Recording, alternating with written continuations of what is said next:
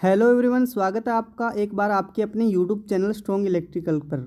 आज की अपने इस वीडियो में बात करने वाले हैं इसरो यूआरएससी। जैसा कि आपने थंबनेल पर देखा होगा, इसका एग्ज़ाम हुआ था 18 अप्रैल को एंड कल इसकी जो आंसर की है वो रिलीज़ हो चुकी थी।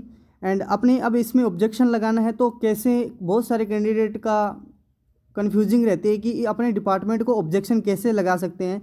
तो बताऊंगा कि कोई भी डिपार्टमेंट, जैसे इसरो की मैं बात करूं, एनआरसी हो, ठीक है, चाहे भाई वीएसएस विक्रम भाई स्पेस सेंटर हो, यहाँ पर ये या फिर ये हो यूआर राव सैटेलाइट सेंटर, तो आप इन डिपार्टमेंट के अंदर कैसे ऑब्जेक्शन लगा सकते हो। एनसीएल हो, एनएफएल हो, ठीक है, कैसे ऑब्जेक्शन लगा सकते हो। एंड आपको कौन कौन से क्वेश्चन के कौन कौन से क्वेश्चन पर आपको ऑब्जेक्शन लगाना है वो बताऊंगा आप आज इस वीडियो में। तो वीडियो में बने हुए रहिएगा, कंप्लीटली एनालिसिस मैं आपके साथ करने वाला हूँ। वीडियो को बिना स्किप किए देखिएगा, अन्यथा दोस्तों कुछ ना कुछ मिस कर जाओगे। तो चलिए फाइनली शुरू करते हैं। इस वीडियो को शुरू करने से पहले आपसे हमेशा रिक्वेस्ट रहती है, अगर आप चैनल पर पहली बार विजिट करें तो प्लीज़ सब्सक्राइब कर लें और साथ ही बेल आइकन को प्रेस कर लें, क्योंकि इस तरह का ऑफिशियल अपडेट हम आपके लिए प्रोवाइड करवाते हैं। एंड वीडियो के डिस्क्रिप्शन में टेलीग्राम ग्रुप और व्हाट्सएप ग्रुप का लिंक आपके लिए उपलब्ध करवा दिया। हर टॉपिक के लिए वीडियो बनाना संभव नहीं होता है। जब भी कोई छोटी बड़ी न्यू नोटिफिकेशन आती है, सबसे पहले मैं अपने व्हाट्सएप ग्रुप में, फिर टेलीग्राम ग्रुप में, फिर टाइम रहता है तो आपके लिए वीडियो प्रोवाइड करवा दी जाती है, ठीक है।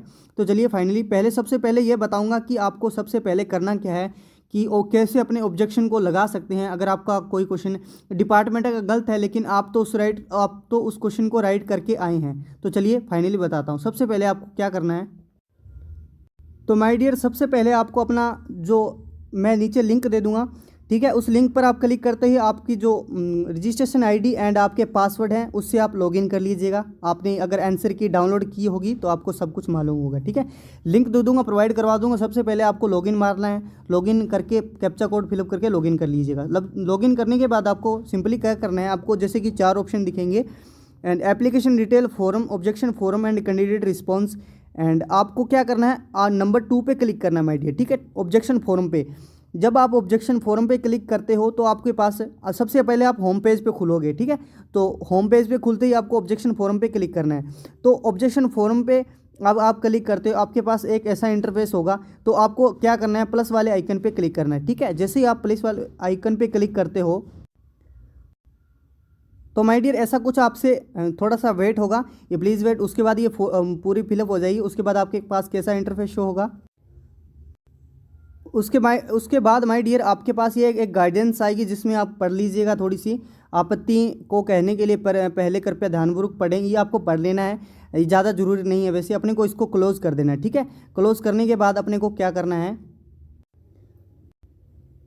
क्लोज करने के बाद आपको ऑब्जेक्शन फॉरम का ऐसा फॉरम स्टार्ट होगा, जहाँ पे एप्लीकेशन नेम आपका एंड आपके मोबाइल नंबर एंड आपकी जीमेल यहाँ पे होगी, ठीक है। अब आपको थोड़ा सा नीचे स्वाइप करना है एंड यहाँ पे आपकी पोस्ट आ जाएगी कि आपने किस पोस्ट पे अप्लाई किया था, technician B electrical and electrical, ठीक है। और आपका एग्जाम डेट एंड किस शिफ्ट में आपका एग्जाम हो। अब सबसे बड़ी जो मेन बात क्या रहती है अपने को यहाँ पे रहती है, देखो आपको एक बात बताना चाहता हूँ कि चलो वो बाद में बताऊंगा। देखो आपको क्या करना है, जैसे कि आपका कोई क्वेश्चन हो, ठीक है, आपका कोई क्वेश्चन है यहाँ पे, ये आपका कोई क्वेश्चन है, मान लो आपसे रजिस्ट्रेशन पूछा या धारा पूछी है, और यहाँ पे आपके उस क्वेश्चन के क्वेश्चन आईडी दी होगी। मैं आपको बताऊंगा कि कौन सी क्वेश्चन आईडी को आपको यहाँ पे फिलअप करना होगा, ठीक है। जैसे ही आप सिलेक्ट वाले ऑप्शन पे क्लिक करते हो तो दिखाऊंगा कैसा इंटरफेस करता है, एंड नेचर ऑफ ऑब्जेक्शन, कि आपको किस में आपत्ति का जो कारण है वो क्या है। एंड आपको रीमार्क भी लिखना होगा, यस, ठीक है। और रीमार्क आपको मतलब कि इसके अंदर कुछ डिटेल फिलअप करनी होगी, जैसे ओम का नियम नहीं लगता, किस कारण से नहीं लगता, तो कुछ राइट आंसर हो गया। जैसे एनटीसी और पीटीसी जेडटीसी पूछ लिया, ठीक है, तो वैसे कुछ अलग अलग एग्जाम्पल आपको देना होगा। रिमार्क उसमें से कुछ डिटेल फिलअप करनी है, वो ओनली इंग्लिश लैंग्वेज के अंदर होनी चाहिए, ठीक है। एंड आपको क्लिक ऑन एक फ़ोटो अपलोड करनी होगी, जो आपको 400 KB की रखनी होगी माय डियर, ठीक है। अब आपको जो भी फ़ोटो खींच के आपको प्रूफ, मतलब ये मांगेगी कि प्रूफ मांगेगी। जैसे आप सबसे बड़ा बेटर जो ऑप्शन मान सकते हैं, निमी वाला मान सकते हैं, कि निमी बुक है ना, उसमें आपका कोई क्वेश्चन आपको मिल रहा है, आपका सही राइट आंसर वो मान सकते हो। अन्यथा आप गूगल से भी कोई फ़ोटो खींच सकते हो, ठीक है, वो प्रूफ मांगेंगी भी इसका जो राइट आंसर है वो कैसे हो सकता है। ठीक है, तो आपको प्रूफ वो दे देना, 400 KB के अंदर होनी चाहिए वो PDF, या PDF बना लेना उसको, या PNG बना लेना। ठीक है, दोनों में से एक को बना के फिर ही अपलोड करना है। ठीक है, अपलोड करने के बाद सबमिट पे क्लिक कर देते हो। देखो question ID and question of जो नेचर है, ऑब्जेक्शन का नेचर कैसा दिखाता हूँ दोनों को खोल कर। देखो माय डियर, मैंने अभी बताया था कि देखो जैसे ही मैंने इसको सिलेक्ट किया तो मेरे पास इतने सारे ऑब्जेक्शन ID जो खुल गए। देखो अब ऑब्जेक्शन इसमें से जितने भी आपका जिस क्वेश्चन का ऑब्जेक्शन है उसको उस क्वेश्चन की जो क्वेश्चन ID है यहाँ पे टाइप करोगे एंड सबमिट वाले ठीक है कर दोगे। ठीक है, एंड आपका रिमार्क जैसे ही आप क्लिक करोगे तो कैसा इंटरफेस शो होता है। जब आप रिमार्क पे क्लिक करते हो तो आपको एक बताना है कि आपके जो क्वेश्चन है वो गलत है या स्पष्ट है, या आपको आउट ऑफ सिलेबस से बाहर का क्वेश्चन आ गया, या ऑप्शन आपके सभी गलत हैं, या मल्टीपल एक से अधिक उत्तर सही है। ठीक है, इसमें चूज करना है। एंड जो इनकरेक्ट आंसर की है, ठीक है, गलत जो आपकी उत्तर है, ठीक है, उसके बाद उन्होंने ट्रांसलेट एरर होगी कुछ, तो इसमें से कुछ एक ऑप्शन को चूज़ करके यहाँ पे आप सिलेक्ट कर सकते हो। उसके बाद फोटो को PNG करके या JPG 400 KB में करके सबमिट कर सकते हो। उसके बाद ऑब्जेक्शन आपका लग जाएगा एंड आपके आंसर की नहीं जो क्वेश्चन है डिपार्टमेंट पर डिपेंड करता है कि आपका जो आपका 1 नंबर यहाँ तो काट लिया जाएगा। ठीक है, वो क्वेश्चन काट लिया जाएगा या आपको एक बोनस के रूप में आपको दे दिया जाएगा। ठीक है, आई होप आपको समझ में आ गया होगा। हर डिपार्टमेंट में वैसा ही करना है माय डियर। और अब बताता हूँ कि आपको कौन से क्वेश्चन के अंदर ऑब्जेक्शन लगाने हैं। 5-6 क्वेश्चन है जिसके अंदर ऑब्जेक्शन लगाने हैं ISRO URSC के अंदर। ठीक है, और ऑब्जेक्शन लगा दीजिएगा क्योंकि 29 से इसकी लास्ट डेट है, शाम तक है, तो लगा दीजिएगा टाइम रहते ही। आई होप अभी तक आपने लगा दिया होगा। अगर नहीं लगाएं तो ऐसे मत दूसरों पे डिपेंड नहीं रहा करो माय डियर कि वो लगा देगा, आपको प्रॉफिट लेना है। तो हाँ, ऐसे हो सकता है कि अगर किसी ने उनका डिपार्टमेंट का क्वेश्चन गलत होता है तो अगर एक कैंडिडेट ने एक क्वेश्चन के लिए उसने लगा दिया तो सभी कैंडिडेट का उनका बोनस मिल जाता है। ठीक, पर लगा दिया करो, जितने ज़्यादा होते हैं ना जो ऑब्जेक्शन उतने पर ज़्यादा ही उनको ध्यान पड़ता है, इसलिए ऑब्जेक्शन जरूर लगा दिया करो। अब चलते हैं कि कौन कौन से क्वेश्चन पे आपको डाउट है एंड ऑब्जेक्शन आपको लगाना है, कौन कौन से डिपार्टमेंट ने राइट आंसर को गलत माना। देखो सबसे पहले मैं क्वेश्चन ये लेना चाहता हूँ, कौन सा एक तांबे के कंडक्टर की प्रतिरोधकता रजिस्टिविटी का मान क्या होता है।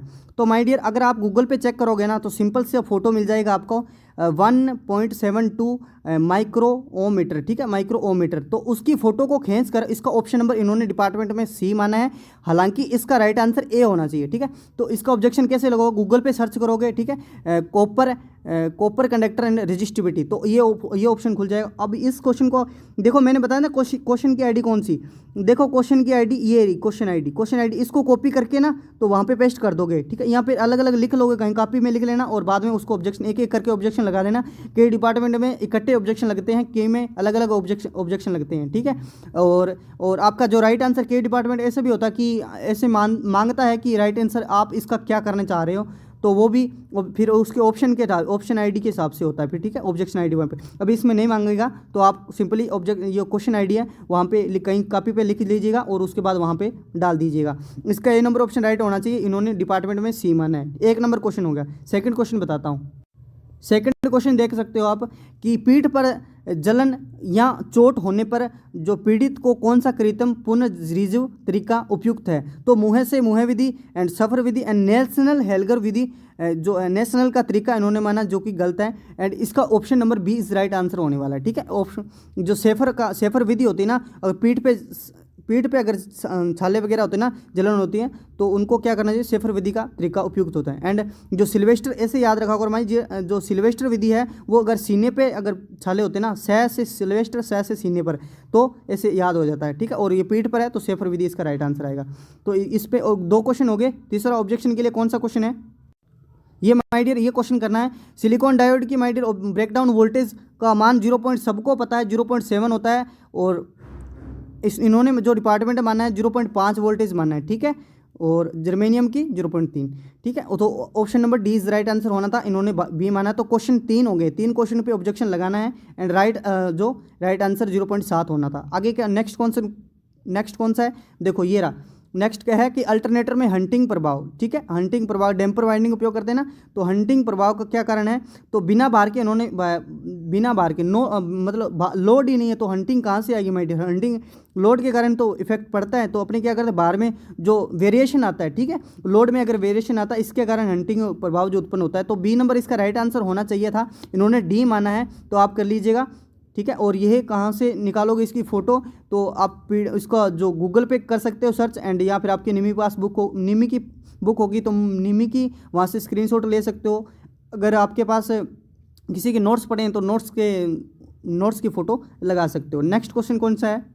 नेक्स्ट क्वेश्चन ये देखो, सभी को मालूम है भाई, जो capacitor start capacitor run motor होती है उसके लिए अपने एक पहले कैपेसिटर मोटर को पहले एक अधिक गति पर चलाते हैं, ठीक है। फिर उसको दूसरा कैपेसिटर है वो उसको रन करवा देता है, पहले स्टार्ट करवाता है फिर उसको रन करा दे। सिंगल फेज मोटर होती है तो पहले स्टार्ट करना पड़ता है फिर रन करवा दे। देखो इसका डी आंसर हो जाए एक अत्यधिक मान एक कम मान का उपयोग कराते हैं। देखो ए नंबर ऑप्शन मैंने अत्यधिक मान का उपयोग करेंगे, ठीक है। तो ए नंबर ऑप्शन नहीं होगा, इसका option number D is right answer होगा। Capacitor start capacitor run motor की जो करते हैं उसमें जो एक अत्यधिक मान का कैपेसिटर एक कम मान का कैपेसिटर करते हैं। एक और क्वेश्चन है my dear, the following of the bipolar device, तो जीटीओ भी बाइपोलर डिवाइस है, ठीक है। तो इसका कर देखो आप देख के, तो bipolar device A and B दोनों ही होने वाले हैं माय डियर, ठीक है। तो आई होप आपको समझ में आया गया होगा कि कैसे ऑब्जेक्शन लगाना है एंड कैसे आपको जो रिस्पॉन्स आपकी कौन कौन सी आईडी कहाँ पे सेलेक्ट होगी, कौन कौन से क्वेश्चन है जिसमें आप ऑब्जेक्शन लगा सकते हो। आई होप आपको वीडियो अच्छी लगी होगी। वीडियो अच्छी लगे तो प्लीज़ एक व्हाट्सअप ग्रुप में और टेलीग्राम ग्रुप में जरूर शेयर कर दें, क्योंकि इससे हमारा मोटिवेशन है जो इंक्रीज़ रहता है। चैनल पर पहली बार विजिट करें बिना सब्सक्राइब किए मत जाएगा, क्योंकि इसी तरह का ऑफिशियल अपडेट हम आपके लिए प्रोवाइड करवाते हैं। आज के लिए इतना ही, धन्यवाद। मिलते हैं नेक्स्ट वीडियो में, एंड वीडियो के डिस्क्रिप्शन में टेलीग्राम ग्रुप और व्हाट्सएप ग्रुप का लिंक आपके लिए उपलब्ध करवा दिया, जल्दी जाइए ज्वाइन हो जाइए।